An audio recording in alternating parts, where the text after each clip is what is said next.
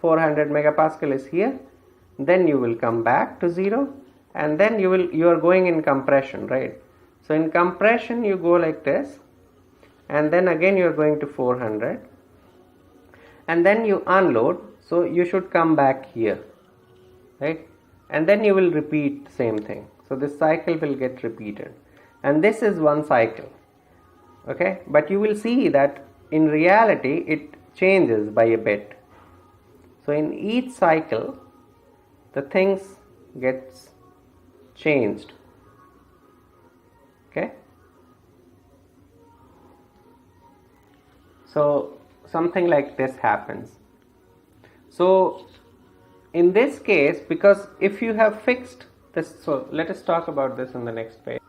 So what is happening is that we have applied so let us say that we have kept the stress constant. So we have fixed the stress, right?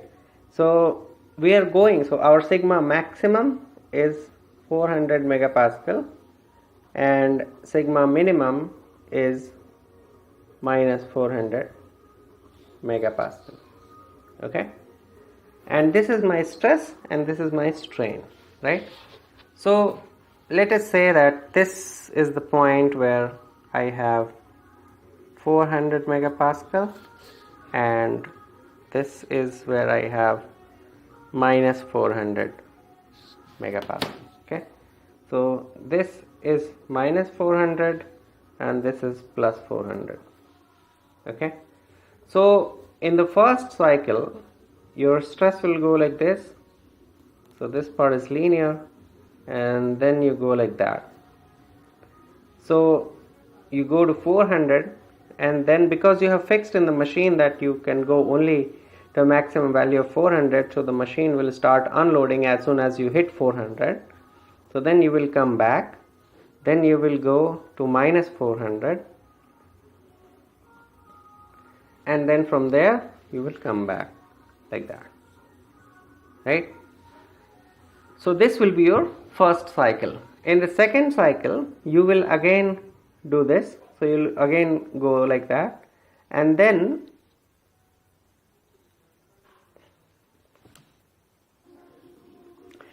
what can happen is that you hit the 400 for a lower amount of strain, okay? And then you have the same thing here, and then you come back. Then in the next cycle you can hit the 400 again at a lower value of strain, and then you hit the value of 400 again at a lower strain, and so on. And this cycle will get repeated. You can have opposite of this as well. So what you can have is that you hit 400 in the first cycle at this much amount of strain, right? And in the next cycle what can happen is you take a larger strain to go there, and then a larger strain there, and then a little larger again, okay? So that also can happen. So this will happen when you keep the stress constant, and you can do the other way around. So you can keep the strain, you can define the strain in the machine, and you can have the stress varying for the same amount of strain. So what is happening is, for same 400 megapascal you can have lower and lower values of strain in each cycle, okay? So the stress is reached for a lower amount of strain means that you're having strain hardening, right, in the material, and this is cyclic strain hardening. And then for the same amount of stress, you in each cycle you are getting more strain, so you are having strain softening for these blue lines, okay? And both of these phenomena are possible, okay? So one of the applications where fatigue is very, very important is aircraft. So you must have used the aircraft, and you might appreciate that when the aircraft lands, so before landing, it is usually asked by the passengers to tighten their seat belt, fasten the seat belt and tighten it, and keep the luggage in the cabins and all those things, because as soon as the flight is going to land, it hits the land, and then there is a lot of turbulence. So the whole wing and the whole body of the aircraft is vibrating, because before it was in completely wind media, and now it has suddenly touched the ground, and then it has to settle down with its velocity, which was very high in the air. And that velocity is getting retarded by the flaps you have in the wings, which are creating a lot of retardation by stopping, by creating obstacles in the airflow. And because of that, you have a lot of vibration in the whole body and the wings, and you might also see the wings vibrating when it hits the land, and you might also feel the jerk when it hits the land for the first time. So that small amount of time when it hits the land, you have huge amount of cyclic loading on the whole body of the aircraft. That is one thing which is unavoidable. Apart from that, in the one of the topics where this compression decompression cycle which happens in the aircraft body when it takes off, and that happens because the air pressure you have to maintain in the craft, because if it is, especially if it is a passenger carrying flight, because you have to maintain the same atmospheric pressure inside the cabin, but when the aircraft is actually going in the sky, then atmospheric pressure is decreasing on that, and in order to maintain same amount of atmospheric pressure inside the aircraft, you will have to create external pressure on the aircraft body. So that compresses, you have to compress the body in order to create that kind of pressure, and you have to decompress as soon as you land on the ground. So that is another kind of fatigue which will always be applied on one takeoff and one landing cycle. Apart from that, this landing and takeoff, so not in the time of takeoff much, but as soon as it lands, you get a lot of fatigue because of that jerk which comes from the landing. Again, you can have fatigue loading in the wind also because of the turbulence of the wind. Okay, so aircraft usually deals with a lot of fatigue.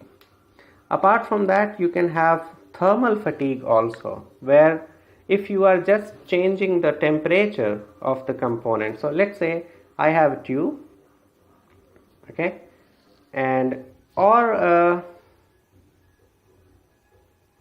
simply imagine a blast furnace, for instance.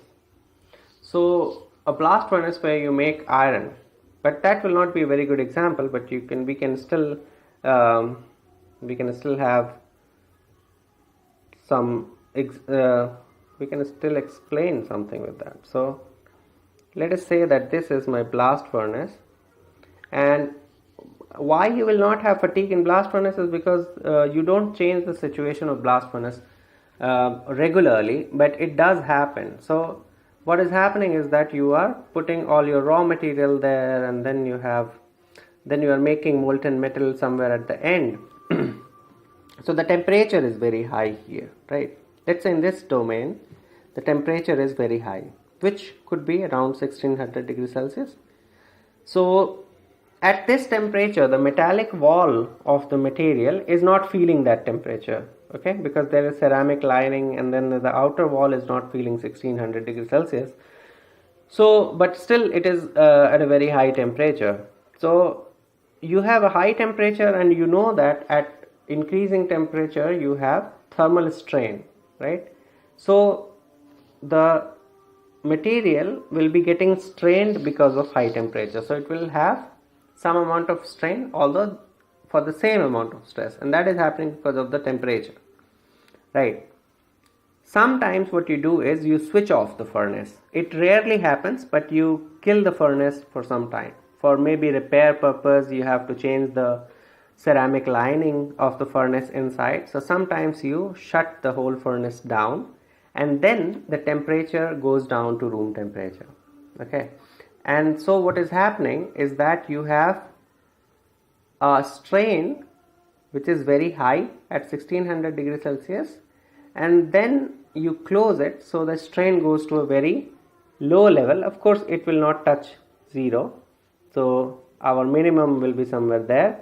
So it will go to a maximum, it will touch minimum, and then it will go maximum, then it will touch minimum, and this will keep on happening as long as you keep on shutting the blast furnace. So usually blast furnace is not shut down in every few days, so fatigue is not an issue there. But some of the components really do go through these kind of loading. So, and there you can have thermal strain as well. So thermal strain can also cause fatigue, and in that case you have fatigue because of strain and not because of stress so much. So that's how the damage appears in the material. And once you have this specimen which you test under, let's say, maximum stress, minimum stress condition, and you keep on doing the test, then there are few things important for fatigue testing. One is, what is the stress value? So what is the value of maximum or minimum stress? So meaning, what is your R ratio? So R ratio is very important. Apart from that, another important thing is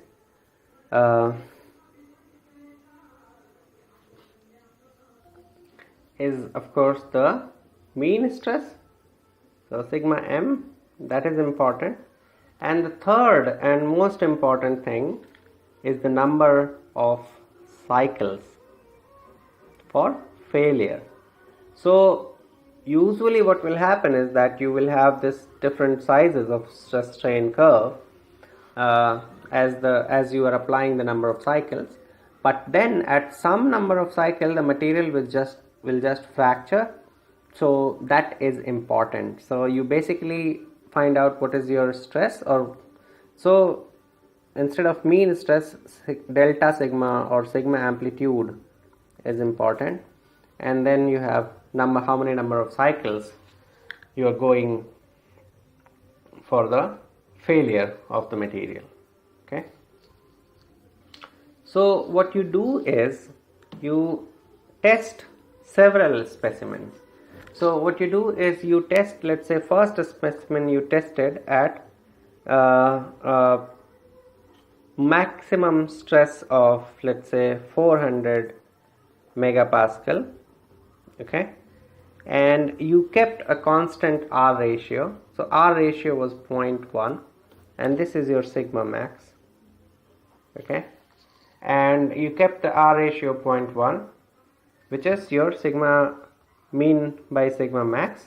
So sigma mean will be 0.1. So sigma mean will be 0.1 into 400. So 40 megapascal. So this is tension cycle, right? So, and you can of course change R ratio, but keep the R ratio constant for one set of testing. So R ratio is 0.1, and then you do one sample you test at 400 megapascal of sigma max. So you know what is sigma min, and you apply this stress cycle on the specimen, and you keep that test on as long as the material fails. Okay, so let's say the material fails as n is equal to 5000 cycles. So after 5000 such cycles the material fails. Then you do another test. So test number 1, then you do test number 2. So you do test number 2 at 300 megapascal. Okay, 300 megapascal. Then again you can calculate sigma min, which will be 30 megapascal, and then you find out that the material fails at 7000 cycles. Okay, and you keep on doing such kind of tests. So you keep decreasing the stress, and to the limit that you so you do nth test, where let's say the stress is 100 megapascal maximum, and then you find that the material is not failing at all as long as you test it. But you cannot test it for thousands of years, so usually tests have been done for 10 to the power 7, sometimes 5 into 10 to the power 8 number of cycles. So that's the range of number of cycles which usually tests have been done worldwide for different types of materials. So you have stress versus number of cycle data for failure, and then you plot that. Okay, so you plot the stress and you plot the number of cycles, and you get something like this kind of curve for aluminum, magnesium, and other alloys. But usually for BCC material you get something like this. Okay, so this is called SN diagram, and we will continue from here in our next lecture. Thank you.